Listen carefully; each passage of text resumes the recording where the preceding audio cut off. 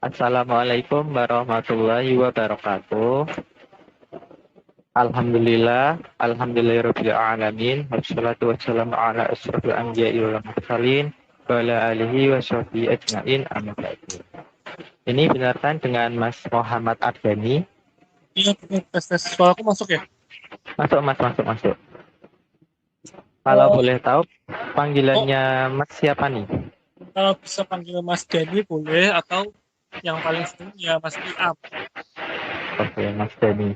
Halo Mas Dani, gimana nih kabarnya? Alhamdulillah sehat. Alhamdulillah. Semoga teman-teman di sini juga semuanya baik dan senantiasa sehat dan diberi perlindungan oleh Allah Subhanahu wa taala. Untuk Mas ini aslinya dari kota mana ya kalau boleh tahu? Kalau aku aslinya dari Semarang. Oh, Semarang. Semarangnya mana nih, Mas? Aku di sebelum Tugu Muda, di pasar Tugu Anu, Muda. apa namanya? Pasar Bunga itu. Oh, Tugu Muda Semarang bawah itu ya, Mas? Betul sekali. Oke. Ini Nah, untuk suaraku anu nggak ya? Ke bentuk apa namanya? Nggak ya? ini masuk sih Mas, cuman agak putus-putus. Wah, gitu. Ya. Nah, mungkin dilanjut untuk kesibukannya sekarang setelah lulus kuliah kan Mas itu ngapain aja? Apalagi di Ya, kondisi yang sekarang sedang pandemi ini itu ngapain ya Mas? ya, jadi aku dari sebelum lulus itu udah ikut dosen buat jadi asisten dosen buat agenda penelitian pengabdian tuh. Jadi sampai sekarang masih jadi asisten dosen gitu, sambil nunggu untuk beasiswa sama juga apa namanya lanjut S2 seperti itu. Masya Allah, mantap Mas. Semoga diberi kelancaran. Ya, amin, amin. Amin. Oke, selanjutnya izinkan aku memperkenalkan diri. Nama aku Septian Azamuddin Ahsan, biasa dipanggil Aan. Asalnya dari kota Kendal. Sebelahan sama Semarang sih Mas. Iya, Di sebelahan. sini, ya, di sini aku ditemani dengan partner podcast kali ini yaitu Manbaul Hafizoh yang asalnya dari Rembang. Kami dari Departemen Ekonomi Kamu yang akan membimbing podcast dengan mengangkat tema asuransi syariah dalam Islam. Tujuan Ya, podcast ini adalah untuk menambah pengetahuan dan memberi pencerdasan kepada setiap muslim atau muslimah mengenai ekonomi syariah, memotivasi muslim atau muslimah untuk meningkatkan pengetahuan serta menggunakan adanya asuransi syariah sesuai dengan syariat Islam, menanamkan pola pikir yang baik agar mendapatkan problem solving dalam menghadapi suatu permasalahan terkait dengan asuransi syariah dalam pemerintahan serta mengambil hikmah di baliknya serta memberi pencerdasan mengenai hal-hal apa saja yang harus dilakukan setiap muslim untuk meningkatkan keimanan dan ketakwaan kepada Allah Subhanahu wa taala.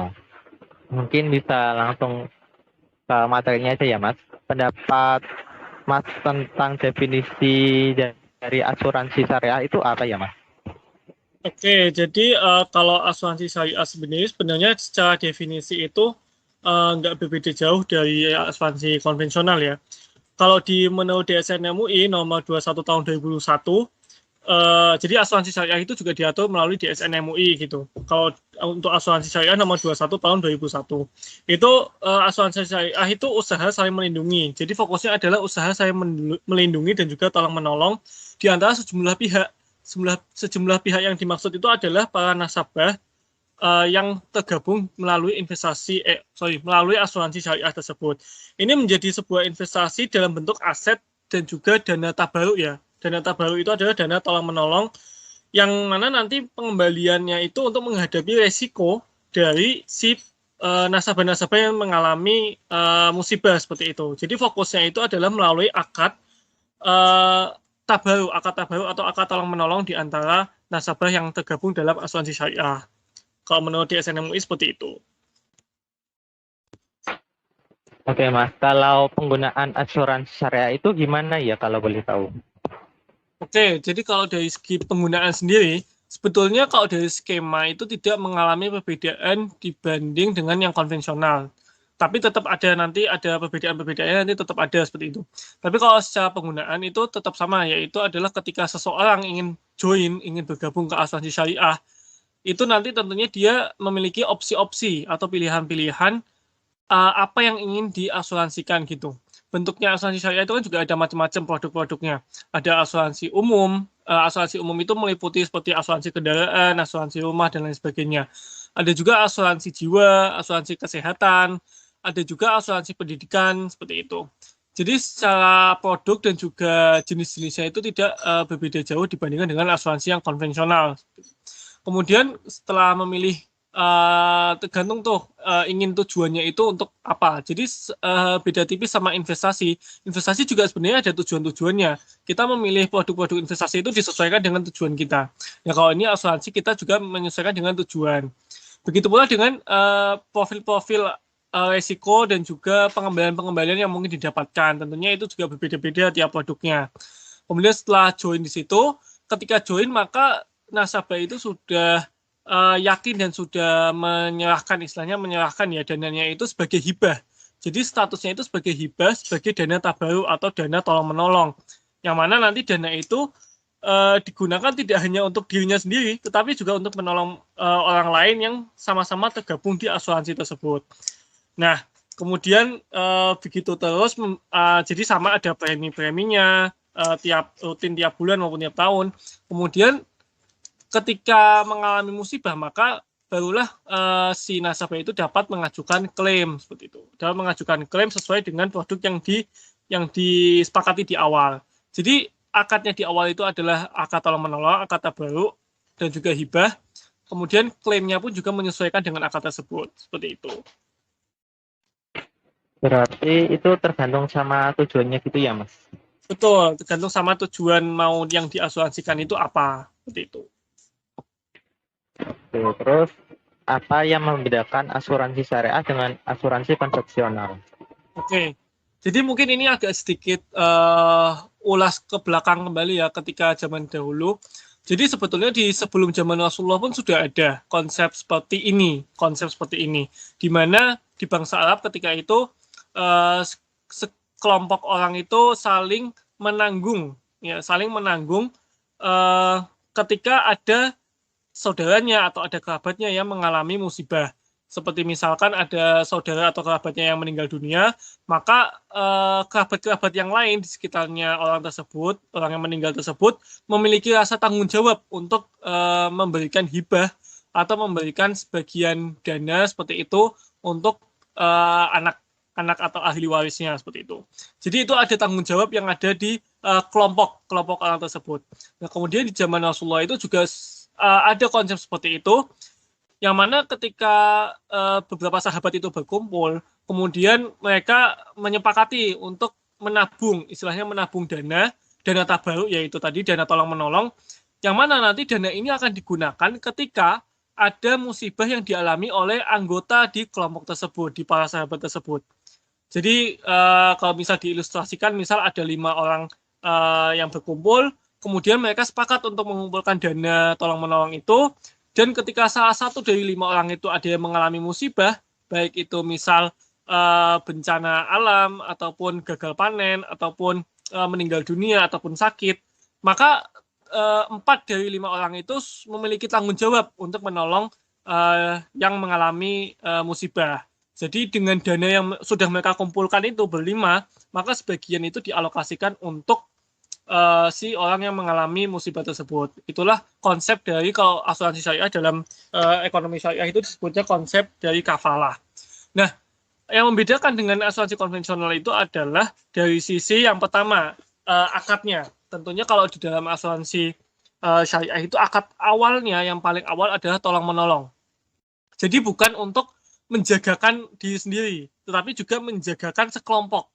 Ya, jadi konsepnya adalah kebersamaan gotong royong atau juga berjamaah. Itu yang pertama. Dan dana yang dititipkan itu adalah akadnya dana hibah, dana tabaruk, yang mana nanti tentunya akan dialokasikan ya, sebagian untuk premi, kemudian sebagian untuk dana tabaruk yang untuk bersama-sama, dan sebagian juga ada untuk pengelolaan atau ujroh dari perusahaan asuransi tersebut. Yang ketiga yang membedakan adalah dari sisi resikonya. Jadi kalau dalam asuransi konvensional, resikonya itu sifatnya adalah transfer risk atau transfer risiko antara si nasabah kepada perusahaan, ya perusahaan asuransi. Tapi kalau dalam sisi syariah itu adalah sharing risk, yaitu adalah membagi risiko secara bersama-sama. Jadi risiko itu tidak ditanggung oleh si pengelola asuransinya, tetapi ditanggung oleh si nasabahnya, para nasabah yang join di situ, seperti itu. Dan yang terakhir yang membedakan itu adalah bahwa perusahaan asuransi syariah itu tidaklah berperan sebagai pemilik dananya. Berbeda dengan yang konvensional. Kalau konvensional itu menjadi pemilik dana yang nanti dia itu memiliki tanggung jawab untuk menyerahkan ke perorangan sesuai dengan nasabah masing-masing. Tapi kalau dalam asuransi syariah itu perusahaan asuransi itu berperan sebagai pengelola saja. Jadi mereka itu perusahaan asuransi syariah itu mengelola dana yang telah dikumpulkan oleh para nasabahnya seperti itu untuk nanti disalurkan ketika terjadi musibah di antara salah satu nasabahnya seperti itu. Itu 4 perbedaan di asuransi konvensional dan juga syariah. Oke Mas, mungkin lanjut ke pertanyaan selanjutnya dari Ya. teman-teman departemen fisikamu, boleh ya Mas? Monggo, silakan. Untuk pertanyaannya mungkin bisa disampaikan sama Man Baul. Baik Mas, terima kasih. Suara saya masuk nggak Mas? Dengaran nggak? Masuk. Tadi kan sudah dijelasin ya Mas, asuransi syariah. Konsepnya itu kata yang kafala juga sebenarnya itu dana bisa begitu kan konsepnya cenderung ke Islam. Nah, apakah asuransi syariah ini dikhususkan bagi orang Islam? Mas? Oke, ya mungkin ini pertanyaan yang tidak hanya berlaku di asuransi syariah nantinya, tapi juga di hampir semua atau bahkan bisa dibilang semua lembaga keuangan syariah yang ada, baik itu perbankan, non-bank seperti asuransi syariah ataupun lembaga keuangan mikro syariah dan juga lembaga pasar modal syariah misalkan juga.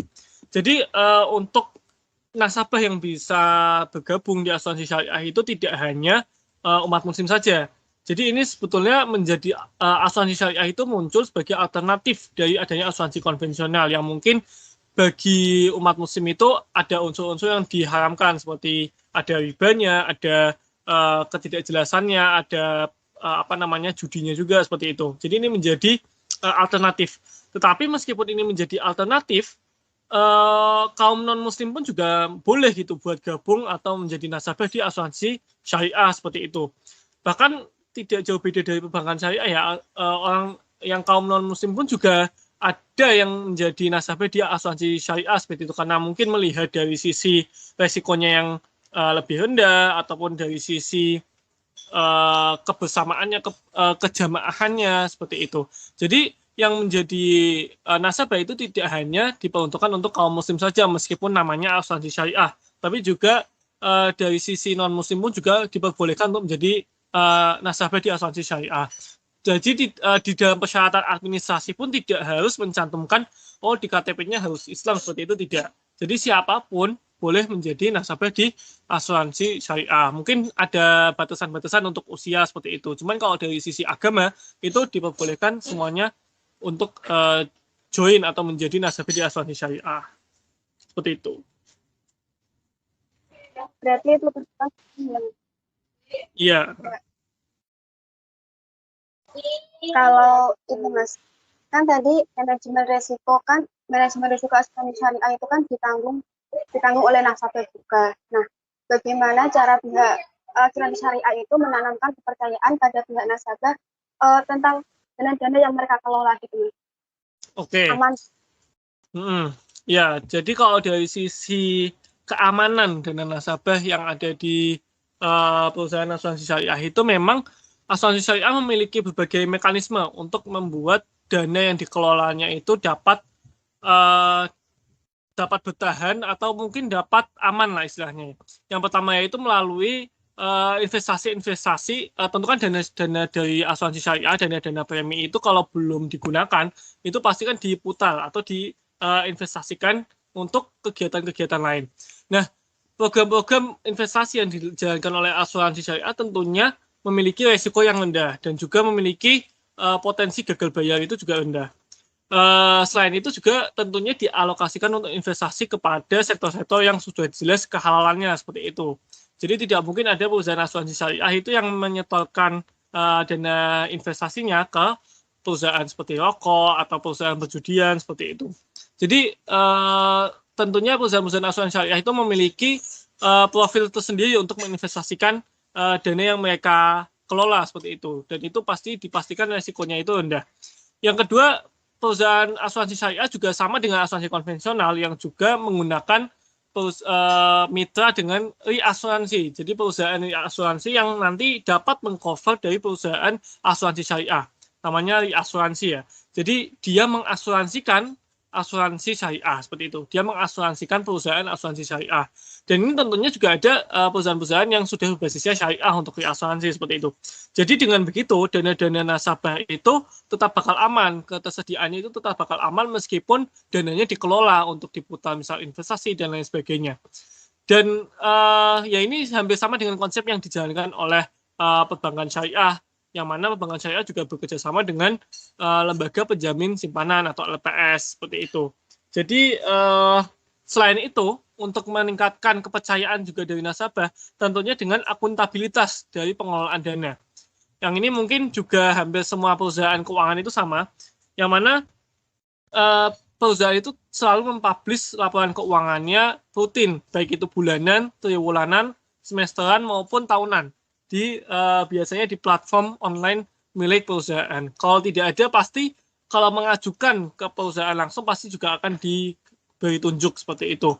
Jadi dengan adanya akuntabilitas yang seperti itu, tentu akan kelihatan, oh dananya ini dikelolanya untuk apa aja, untuk investasi kemana aja, dan juga untuk beban-bebannya berapa dan apa aja seperti itu. Itu pasti akan disajikan oleh perusahaan asuransi syariah, dan itulah tahap-tahapan yang menjadi kunci supaya nasabah itu merasa aman gitu, merasa percaya untuk mengambil produk di asuransi syariah tersebut. Seperti itu.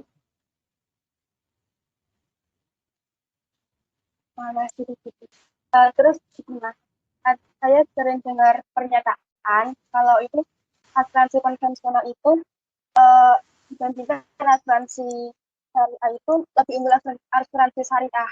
Kalau pernyataan itu benar nggak, Mas? Mungkin bisa diulangi pertanyaannya? Jika dibandingkan asuransi konvensional, asuransi syariah itu lebih unggul, Mas. Oke, lebih unggul ya. Menurut saya seperti apa gitu ya? Iya, Mas. Oke, jadi kalau berbicara unggul atau enggak ya, mungkin aku nggak bisa langsung menjawab asuransi syariah itu unggul atau enggak unggul. Karena tergantung dilihat dari beberapa aspeknya. Dan ini berkaca pada data yang ada di secara skala nasional. Kalau dari sisi pangsa pasar, asuransi syariah itu memang sangat jauh dibandingkan dengan asuransi konvensional. Asuransi syariah itu pangsa pasarnya sekitar 6,5%. Sedangkan sisanya yaitu 93,5% itu masih dimiliki oleh asuransi konvensional. Yang mana misalkan ada jumlah nasabah di seluruh asuransi baik itu konvensional maupun syariah ada 100 orang, maka yang di asuransi syariah itu cuman 6,5 orang aja atau 7 orang aja. Sementara 63 orang lainnya itu masih menggunakan produk asuransi konvensional. Ya ini sebenarnya nggak mengherankan karena asuransi konvensional kan sudah ada sejak lama seperti itu, sudah mengakar di Indonesia maupun di dunia. Dan sedangkan asuransi syariah sendiri di Indonesia itu baru resmi ada pada tahun 1994 ketika takaful diresmikan oleh Kemenkeu saat itu. Jadi kalau masalah pangsa pasar tentunya jauh lebih unggul asuransi konvensional. Dari sisi aset pun memang asuransi syariah itu masih mengalami peningkatan dari tahun lalu ke tahun sekarang, bahkan ketika pandemi pun jumlah asetnya itu dan juga jumlah dana premi atau dana istilahnya kalau di bank syariah itu dana pihak ketiga yang dikelola itu juga masih mengalami peningkatan meskipun tidak signifikan, hanya 5,5% seperti itu. Jadi masih mengalami peningkatan.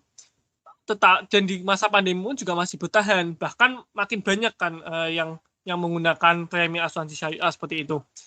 Tapi jika dibandingkan dengan asuransi konvensional pun jumlah asetnya masih kalah jauh karena berkaca tadi ya pangsa pasarnya juga masih sedikit seperti itu. Nah, Tapi optimisme tentu masih ada gitu, masih ada. Bahkan disampaikan juga oleh Wapres kita Pak Pak Ma'ruf Amin. Beliau mengatakan bahwa potensi asuransi syariah di Indonesia itu sangat besar ke depannya. Yang pertama dilihat dari jumlah penduduk muslim yang mayoritas yang mayoritas di Indonesia, yang mana 87% itu adalah umat muslim. Tentunya mereka akan semakin tergerak untuk menggunakan layanan-layanan keuangan syariah. Ditambah lagi kesadaran mereka, kesadaran kita terhadap industri halal, terhadap produk-produk halal itu semakin meningkat dari tahun ke tahun. Hal ini juga didorong dengan adanya lembaga baru, yaitu Komite Nasional Ekonomi dan Keuangan Syariah atau KNEX yang baru diresmikan tahun 2020 kemarin. Yang mana salah satu tugasnya juga meningkatkan literasi dan juga inklusi dari keuangan syariah, termasuk salah satunya adalah asuransi syariah. Dan yang ketiga dilihat juga dari sisi skema yang ditawarkan oleh produk-produk asuransi syariah, yang mana yang kembali lagi ke tadi bahwa kita ini basisnya, asuransi syariah ini basisnya adalah sharing risk, bukan transfer risk, yang mana itu menjadi keunggulan tersendiri ya.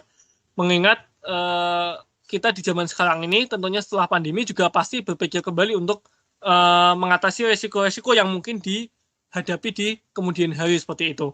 Jadi ya kalau dibilang masih unggul itu menurut saya masih unggul yang konvensional kalau sejauh ini.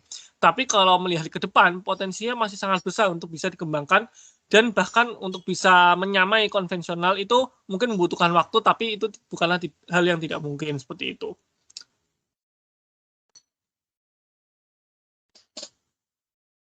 Berarti belum untuk unggul ya Mas, tapi masih dalam proses. Iya, betul sekali. Tadi kan Mas bahas tentang asuransi jiwa. Sekarang kan banyak orang yang melakukan asuransi jiwa untuk jaga-jaga di masa depannya.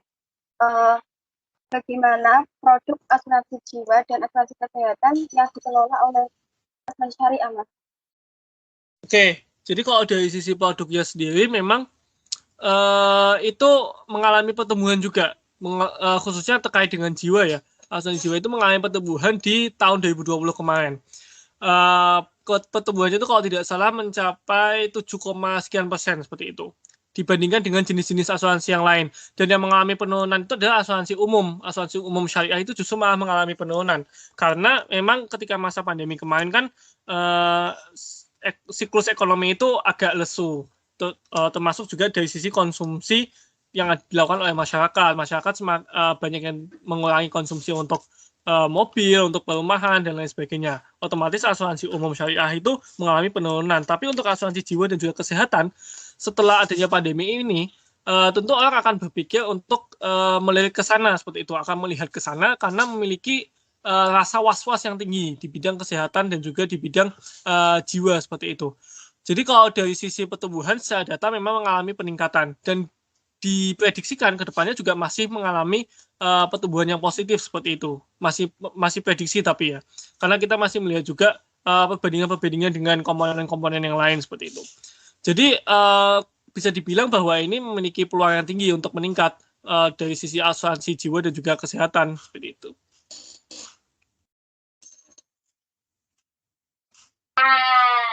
Terima kasih Mas atas pemaparannya. Nah, dalam Al-Quran sudah sering dijelaskan tentang asuransi syariah, salah satunya dalam surat An-Nisa. Jadi juga Mas bahas tentang konsep asuransi syariah itu ada kafalah, juga tabaruk. Berarti apakah tabaruk itu juga bisa dikatakan sebagai prinsip dasar dari asuransi syariah? Ya, jadi tabaruk itu merupakan kunci utama dari adanya skema dan juga proses asuransi syariah. Karena dengan adanya dana tabaruk ini kita tidak menjadi beban untuk istilahnya bukan menjadi beban untuk kita berjaga-jaga terhadap diri kita saja, tapi kita juga menjadi aware dan juga kita menjadi lebih peduli dengan lingkungan sekitar, dengan masyarakat sekitar, dengan kerabat-kerabat kita yang menjadi satu wadah di asuransi syariah seperti itu. Karena ini menjadi kita menjadi peduli dengan orang lain karena kita di sini tidak hanya mengawal untuk kesehatan diri kita sendiri, tapi juga untuk mengupayakan supaya orang lain itu juga mengalami kesehatan secara finansial maupun secara kondisi fisik seperti itu dengan adanya asuransi. Dan bahkan ini menjadi dasar sendiri selain Anissa tadi ya, ada juga kita diperintahkan untuk berikhtiar semampu yang kita bisa. Bahkan bahwa kita tidak mengubah nasib, bahwa Allah tidak akan mengubah nasib suatu kaum kecuali kaum itu akan mengubahnya sendiri. Kemudian kita juga diserukan untuk bertebaran di muka bumi, di Quran surat Al-Jumu'ah itu juga ada untuk meraih ridho Allah ya, bertebaran di muka bumi. Dan ini menjadi istilahnya menjadi kewajiban kita untuk melakukan ikhtiar supaya dapat mengantisipasi hal-hal yang tidak diinginkan di kemudian hari seperti itu. Nah, ini salah satu konsep asuransi syariah ya ada di situ. Tapi di sisi lain juga kita itu tidak hanya berjaga-jaga untuk diri kita sendiri, tetapi juga untuk melindungi orang lain supaya nanti ketika mengalami musibah kita juga bisa turut membantu atau tolong menolong untuk membantu saudara-saudara kita seperti itu. Oke Mas, sepertinya sudah cukup banyak pembahasan kita hari ini. Mungkin dari Mas Dhani bisa menyampaikan closing statement-nya. Oke, jadi mungkin sedikit menyimpulkan ya bahwa adanya asuransi syariah itu tentu memiliki skema dan juga skema fundamental yang berbeda dibandingkan dengan asuransi konvensional. Meskipun dari sisi produk, dari sisi model-model pengembalian, premi, kemudian klaim dan lain sebagainya itu kurang lebih sama, tetapi secara fundamental itu memiliki perbedaan. Sama halnya seperti perbankan syariah yang juga memiliki perbedaan fundamental dalam hal menabung di bank syariah seperti itu. Nah, dari asuransi syariah sendiri kita jadi tahu bahwa asuransi syariah itu adalah basisnya dana tabaruk atau dana tolong menolong, yang mana kita tidak hanya menjagakan diri kita sendiri, tapi kita juga dapat menolong orang lain dengan dana yang telah dikumpulkan di situ. Kemudian asuransi syariah sendiri tentunya memang dari sisi perkembangannya itu tidak atau belum dapat mengimbangi adanya asuransi konvensional, karena asuransi syariah juga dan juga industri keuangan syariah itu masih hitungnya bayi yang baru tumbuh, yang mana itu memerlukan perkembangan, pertumbuhan supaya nanti dapat menjadi dasar-dasar yang sangat kuat di industri keuangan syariah kita. Dan kalau memang sudah melihat mungkin banyak omongan-omongan misal asuransi syariah itu lebih mahal atau klaimnya sedikit atau lain sebagainya, tentunya kalau memang teman-teman itu ingin sudah pindah ke keuangan syariah, ke layanan-layanan keuangan syariah dari konvensional, tentunya teman-teman nggak mikir lagi ke arah situ, karena di sini balik lagi ke niat teman-teman masing-masing gitu. Niatnya memang karena perbedaannya itu di fundamental, maka fundamental kita juga yang harus kuat untuk mengambil layanan keuangan syariah. Contohnya adalah asuransi syariah, yang mana kita di asuransi syariah itu tidak hanya mungkin tidak membayar preminya itu mungkin sedikit lebih mahal, tetapi keuntungan yang didapatkan kemudian hari itu akan sangat besar dengan kita membantu orang lain, dengan diri kita juga terjaga seperti itu. Jadi sambil menyelam minum air istilahnya seperti itulah. Ini bisa menjadi tabungan kita, juga bisa menjadi sedekah kita karena dengan adanya dana tabaruk itu. Dan ya tentunya kembali ke diri masing-masing. Ya, kita sudah mantap atau belum untuk berhijrah dari konvensional ke syariah. Tentunya dengan hal itu menjadi poin penting, menjadi poin yang paling utama bagi teman-teman kalau ingin melihat industri asuransi syariah yang ada di Indonesia. Kalau dari aku mungkin itu sih. Baik Mas, terima kasih atas closing statement-nya. Nah, gimana teman-teman podcastnya? Seru kan ya? Atau mungkin ada yang ingin request buat tema yang berkaitan dengan ekonomi untuk podcast berikutnya? Sabi banget nih dikirimkan idenya. Oke, baik. Terima kasih atas kehadiran Mas Dhani. Semoga apa yang telah diberikan oleh Mas bermanfaat untuk kita semua dan bisa diterapkan nih di kehidupan sehari-hari. Dan jangan lupa pada saat kondisi ini kita harus selalu meningkatkan iman dan imun agar terhindar dari COVID-19 ini. Kami dari Departemen Ekonomi pamit undur diri. Mohon maaf apabila ada kata-kata yang kurang berkenan. Terima kasih. Wassalamualaikum warahmatullahi wabarakatuh. Waalaikumsalam. Makasih teman-teman.